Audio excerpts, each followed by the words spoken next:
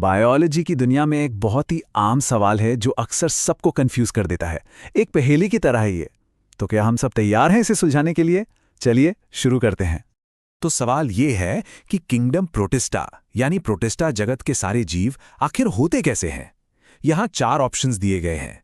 जरा एक नजर डालिए इन पर और सोचिए, क्योंकि जब तक हम ये विश्लेषण खत्म करेंगे इसका जवाब बिल्कुल साफ हो जाएगा। अब देखिए, किसी भी पहेली को सुलझाने का सबसे अच्छा तरीका क्या होता है? उसके सुरागों को समझना, है ना? तो चलिए सबसे पहले इस सवाल में जो मुख्य शब्द हैं उन्हें ही ब्रेक डाउन करते हैं। अच्छा, तो सबसे पहले ऑर्गेनिज्म के 2 बेसिक टाइप होते हैं। पहले हैं यूनिसेल्युलर, मतलब एक कोशिकीय। जैसा नाम से ही पता चल रहा है, ये सिर्फ एक सिंगल सेल से बने होते हैं। और दूसरे मल्टीसेल्युलर यानी बहुकोशिकीय, जो बहुत सारे सेल से मिलकर बनते हैं। तो ये हुआ हमारा पहला क्लू। लेकिन असली क्लू जो सबसे जरूरी है वो ऑर्गेनिज्म के साइज में नहीं है। नहीं, वो छिपा है उसके सेल के टाइप में। और जानते हैं, यहीं पर ज्यादातर लोग गलती कर बैठते हैं। तो सेल टाइप्स में पहला है प्रोकैरियोटिक सेल। अब प्रो मतलब पहले या पुराना, तो ये बहुत सिंपल सेल्स होते हैं। इनमें एक वेल डेवलप्ड, जिसे हम ट्रू न्यूक्लियस कहते हैं, वो होता ही नहीं है। इसका सबसे कॉमन एग्जाम्पल बैक्टीरिया। बस इतना याद रखना है, प्रोकैरियोटिक मतलब सिंपल। और इसके बिल्कुल ऑपोजिट है यूकैरियोटिक सेल। यू का मतलब होता है ट्रू, तो ये ज्यादा कॉम्प्लेक्स और एडवांस्ड होते हैं। और इनकी असली पहचान, इनके पास होता है एक ट्रू न्यूक्लियस। बस यही वो डिवाइडिंग लाइन है जो इन दोनों को अलग करती है। सेल के पास ट्रू न्यूक्लियस है या नहीं है। ठीक है, तो अब हमें इन बेसिक टर्म्स का मतलब पता है। तो अब क्या करें? चलिए इन क्लूज को अपने मेन सब्जेक्ट किंगडम प्रोटिस्टा पर अप्लाई करके देखते हैं। और ये देखिए, ये फ्लो चार्ट सारी कहानी खुद ही कह देता है। ये हमें सीधा जवाब तक ले जाएगा, क्योंकि ये किंगडम प्रोटिस्टा को क्लासिफाई करने का तरीका दिखा रहा है। तो ये चार्ट हमें क्या बता रहा है? ये साफ साफ दिखा रहा है कि प्रोटिस्टा को डिफाइन करने वाली 2 खास बातें हैं। पहली, ये होते हैं सिंगल सेल्ड यानी यूनिसेल्युलर। और दूसरी, इनके पास एक ट्रू न्यूक्लियस होता है जो इन्हें क्या बनाता है? यूकैरियोटिक। बिल्कुल। इस आइडिया को और पक्का करने के लिए एक क्लासिक एग्जाम्पल देखते हैं।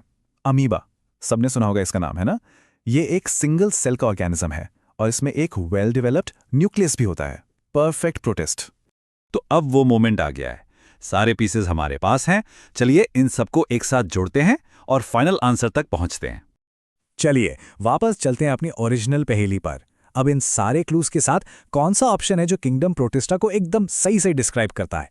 सोचिए जरा। जवाब है यूनिसेल्युलर प्लस यूकैरियोटिक। एक कोशिकीय और यूकैरियोटिक, बस ये दो शब्द मिलकर प्रोटिस्टा की पूरी आइडेंटिटी बता देते हैं। तो अब बिल्कुल क्रिस्टल क्लियर है। करेक्ट आंसर है ऑप्शन बी, यूनिसेल्युलर और यूकैरियोटिक। और इसके साथ ही हमारी ये बायोलॉजी की पहेली सॉल्व हो गई। लेकिन रुकिए, बात यहीं खत्म नहीं होती। देखिए, इंफॉर्मेशन को समझना एक बात है, पर उसे याद रखना वो बिल्कुल दूसरी बात है। तो चलिए इसे हमेशा के लिए याद रखने की एक सिंपल सी ट्रिक भी देख लेते हैं।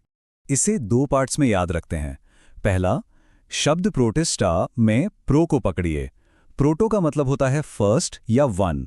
इससे हमें क्या याद रहेगा? कि ये सिंगल सेल्ड होते हैं। दूसरा, ये एक किंगडम है, एक पूरा जगत। तो ऐसे सोचिए कि हर किंगडम के पास एक क्राउन ज्वेल होता है, एक ताज का हीरा। तो प्रोटिस्टा का क्राउन ज्वेल क्या है? उनका ट्रू न्यूक्लियस, जो उन्हें यूकैरियोटिक बनाता है ना? आसान।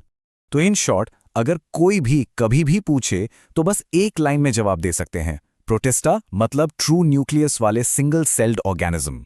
सिंपल, बस इतना ही। और जाते जाते एक सवाल छोड़ जाता हूं सोचने के लिए। प्रोटिस्ट्स धरती पर पहले कॉम्प्लेक्स यूकैरियोट्स थे।